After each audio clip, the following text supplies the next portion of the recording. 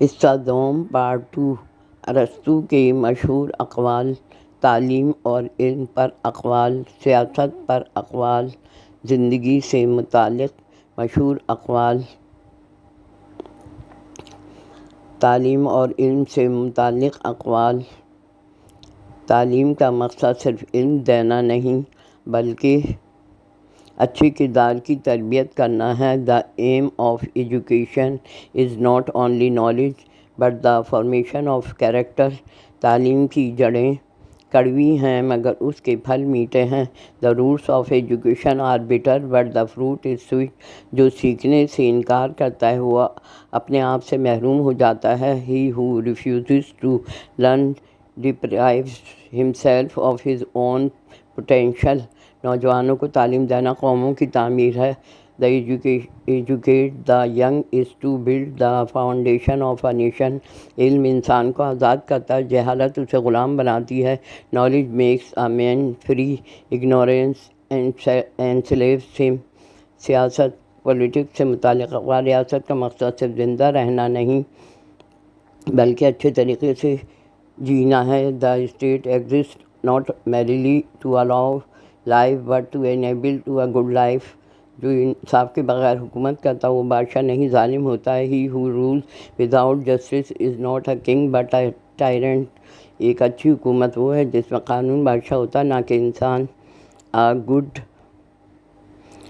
government is one in which the law is king not man۔ جمہوریت میں سب کو آزادی حاصل ہوتی مگر وہ آزادی قانون کے تابع ہونی چاہیے۔ In a democracy liberty must be regulated by law۔ شہریوں کی تربیت ہی ریاست کی بنیاد ہے۔ The training of citizens is the foundation of the state۔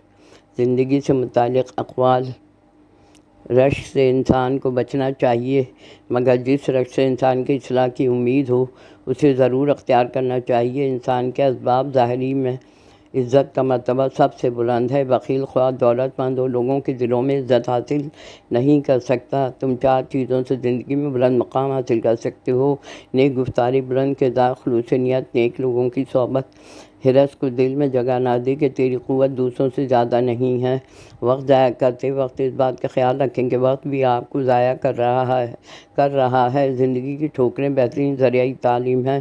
زیادہ گفتگو کرنا ہر چند کے اچھی ہو دلیل دیوانگی ہے۔ امید ایک چلتا پھرتا خواب ہے۔ بہترین کی امید رکھو، بدترین کے لیے تیار رہو۔